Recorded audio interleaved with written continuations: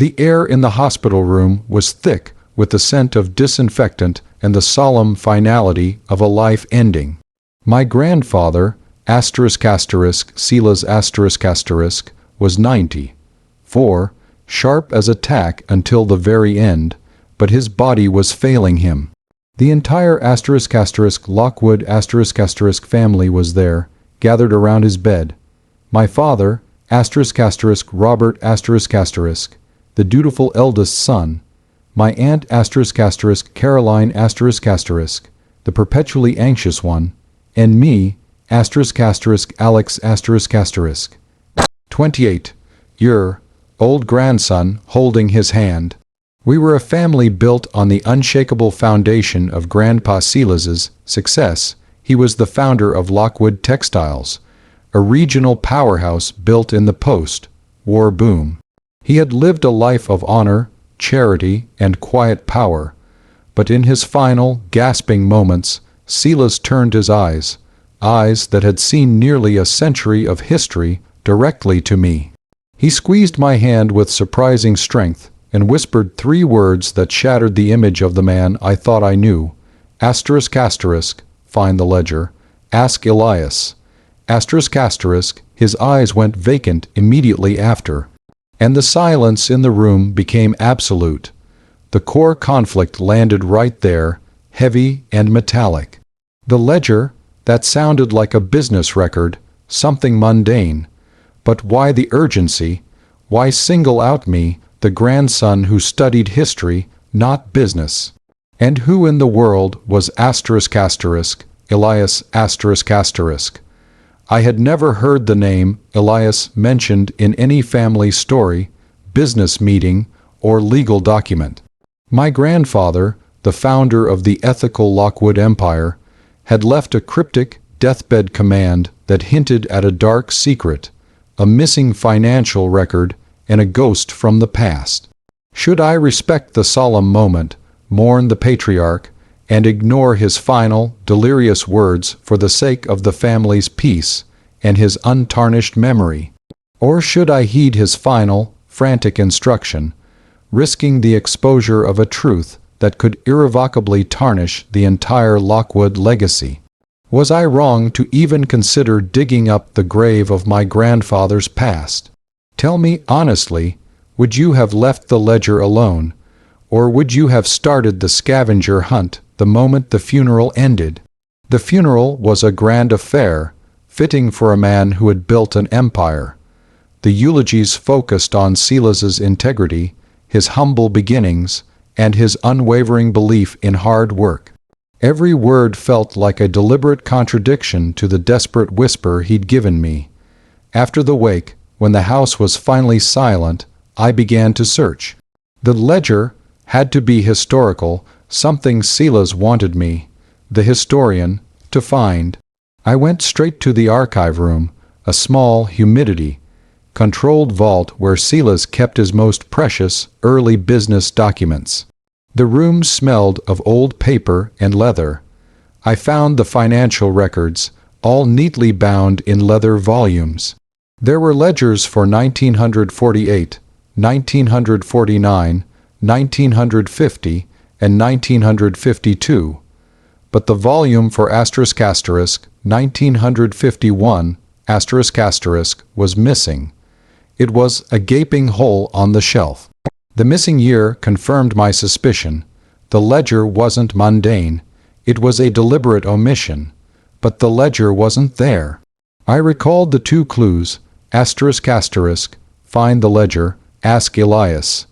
Since the ledger wasn't in the business archives, it had to be hidden personally, likely where only a historian would look. I remembered a curious object my grandfather kept in his study, an enormous, antique mahogany globe, purchased in 1951, the same year the ledger went missing. Silas often spun the globe, tapping one specific, insignificant location in rural North Carolina with his finger, saying, "History happens where you least expect it, Alex." I returned to the study and spun the globe. The specific location he always pointed to was a tiny, nameless hamlet. I examined that spot closely. The globe's surface felt slightly loose there. I used a small knife to gently pry the paper map away from the globe's wooden frame at that spot. Behind the map, neatly folded and rolled, was a small **red bound ledger **. The year stamped on the spine was **1951**. My hands were shaking as I opened it. This wasn't a standard business ledger. The entries weren't about textile sales or cotton costs. They were personal. The handwriting was Silas's, but the tone was frantic, almost manic. The entries detailed weekly cash payments to an individual named **E.S. always in large sums that far exceeded Silas's declared income for that year. Beside the cash amounts, Silas had meticulously logged dates of letters received and dates of threats made. A key phrase appeared repeatedly, **E.S., demanding more silence about the fire. The formula is worth twice this. The fire **. What fire? The ledger documented a massive cover-up, a blackmail scheme linked to a catastrophic event that happened in 1951. I now knew what the ledger was, but I still needed to connect it to Elias **, and the Lockwood Empire. I remembered the second clue, **, ask Elias. I had never heard of Elias, but the ledger mentioned **E.S. Repeatedly. E.S. had to be Elias. I went online and started searching historical archives in North Carolina for any record of a textile plant fire in 1951. Referencing with names like Sterling, Elias, or anyone with initials E.S. It took hours, but I found it. A single, faded news clipping from a small North Carolina town newspaper, dated October 1951, Headline, Sterling Textile Mill Destroyed in Overnight Blaze. Inventor Elias Sterling Lost. The article stated that Elias Sterling, a brilliant young engineer who had patented a revolutionary flame-resistant coating for natural fibers, was lost in a fire that consumed his entire mill, along with his patents and notes. The fire was ruled an accident, likely electrical. The mill was small and uninsured. Days after the fire, Silas Lockwood, my grandfather, swooped in. The clipping mentioned that the successful newcomer Lockwood Textiles purchased the Sterling property and surrounding land cheaply and established their first major manufacturing plant on the site in late 1951. The connection hit me with the force of a physical blow. Elias Sterling was E.S. The fire was not an accident, it was a crime. And Silas Lockwood, the patriarch of integrity, had built the foundation of the Lockwood Empire on the stolen invention and the suppressed death of Elias Sterling. The payments in the ledger, the weekly cash to E.S., were not going to Elias. They were going to Elias's next of kin, a surviving family member who knew the truth and was blackmailing Silas for decades to maintain the silence about the fire and the stolen patent. The phrase, "the formula is worth twice this," meant Silas was paying to bury the true value of the flame-resistant patent, the very technology that made Lockwood Textiles the leader in safety and government contracts, the key to their $500 million fortune. The truth was an absolute inversion of our family narrative. Silas Lockwood was not a humble founder. He was a *** ruthless industrial thief and a probable accessory to murder ***, who profited from death of Elias Sterling and silenced the surviving family for nearly 60 years. I suddenly understood why Silas left the instructions for **me*, the historian. He couldn't go to his dutiful son, Robert, or his anxious daughter, Caroline. He chose me, the one who valued truth and history above money, to finally expose the foundation of the lie. The conflict reached its peak. I had irrefutable proof. The *** Red Ledger ***, the *** 1951 news clipping ***, and the location of the fire site, now Lockwood's main plant. That the entire family fortune was blood money. My father, Robert, and my Aunt Caroline were the beneficiaries of this crime, now grieving the great man who murdered their comfortable lives into existence. The family was meeting tomorrow morning to read Silas's final will, which would officially transfer the control of the massive company to Robert and me. If I exposed the truth now, the entire company would face massive civil lawsuits from the Sterling family, if they were still alive, criminal investigations, and the total destruction of Lockwood name, ruining my father and aunt financially and emotionally. But if I kept silent, I would take control of the company, knowing I was inheriting a blood-soaked patent and continuing a 60-year-old crime. So that's the situation I was in. I was holding the key to a 50-year family crime, and I had hours to decide if I would unleash this devastating truth. Before I tell you what I did next, I want you to pause and comment below what you would have done in my shoes. Would you have dropped the nuclear bomb, exposed the entire family lie and the murder, ruining your father and aunt and destroying the company? Or would you have found a quiet, internal way to honor your grandfather's last, desperate plea for justice without annihilating your grieving family? Seriously, let me know what choice you would have made right there. I chose the path of *** internal restitution ***, a way to honor Elias Sterling's memory and Silas's final, desperate attempt at atonement, without publicly destroying the family. My goal was not annihilation, but *** correction, ***, and *** repayment, ***.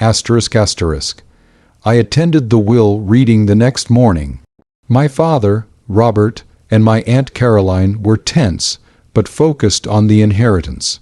When the lawyer reached the section detailing the company control transfer, Silas had included an unusual, non-binding codicil, a *** $10 million discretionary fund, ***, set aside under my full control.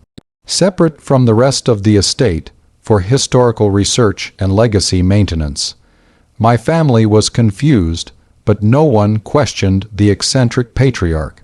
My father looked proud, typical dad, always valuing history. I simply nodded, knowing the true purpose of the fund. My hands were gripping the small, red 1951 ledger hidden in my briefcase. I waited until 2 days later, when I was alone with my father, Robert, touring the main factory, the very site of Elias Sterling's mill fire. I stopped him in the middle of the massive facility, pulled out the red ledger, and placed it on a workbench. "Dad," I said quietly, Grandpa's final words were "Find the ledger, ask Elias." I found them both. I didn't need to say more. Arthur Sterling, the son of a ruthless man, had clearly been given an earlier, partial warning from his father. Robert stared at the ledger, then at me. "The fire, Robert," I said, using his first name, dropping the familial tone. October 1951, Elias Sterling's mill, the flame, resistant patent, that's what built Lockwood Textiles, not hard work, ***, theft and silence, ***.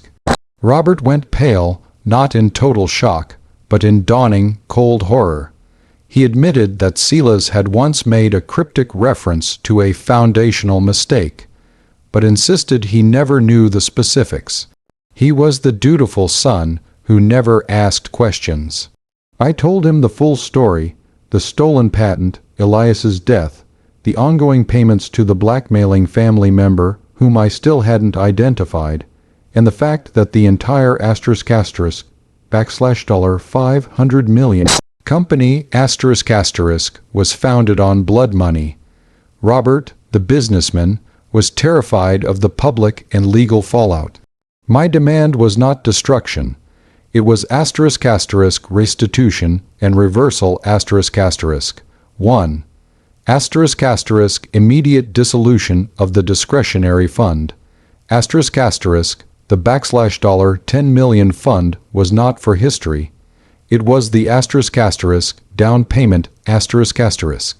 We were to quietly establish the ** Elias Sterling Memorial Scholarship and Innovation Fund **, initially endowed with the $10 million, with a binding agreement to funnel an additional *5% of Lockwood Textiles' annual profits which was easily $25 million a year into the fund, in perpetuity. This was the true value of the patent, repaid annually. 2. Narrative correction. We would quietly commission a massive, detailed mural in the main factory lobby, the site of the fire depicting the founders of American textiles. The mural would prominently feature Elias Sterling as the foundational innovator, and Silas Lockwood as the business executor, subtly correcting the historical theft. 3. Find the blackmailer. We would use the resources of the company to find Elias Sterling's next of kin, the family member who received the decades of blackmail payments, and offer them a separate, private $50 million settlement from the company's reserves, legally sealing their silence and ending the lifelong crime. Robert, seeing the alternative was utter ruin and criminal liability, agreed. He wept, not for his father, but for the lie he had lived.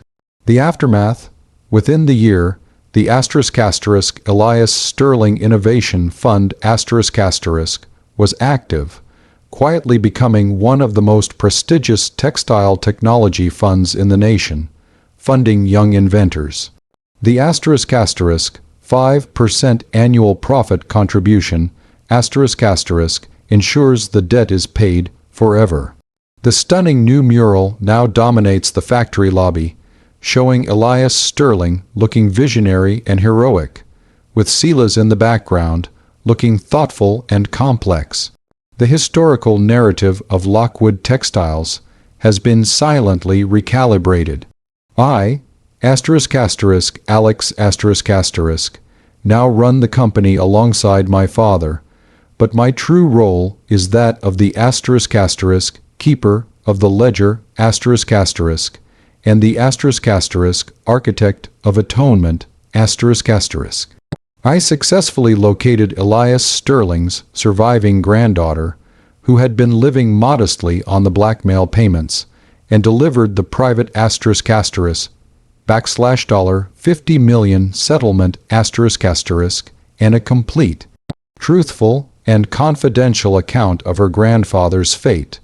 She cried, accepting the money and the truth, and agreed to never speak of the matter publicly.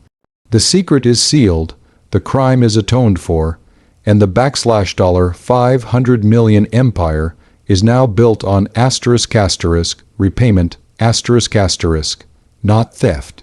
Grandpa Silas's last words didn't destroy our family. They forced us to finally build it on a foundation of true, expensive justice. I am still reeling, but I use the truth not as a wrecking ball, but as a scalpel to excise the rot. Like this video, if you think this type of internal justice is the only way to save a family's reputation. Subscribe for more stories about generational secrets and moral reckoning. And please, share your final thoughts on this whole messy situation in the comments section below. What do you think Elias Sterling would have thought of the mural? I'll see you all in the next story.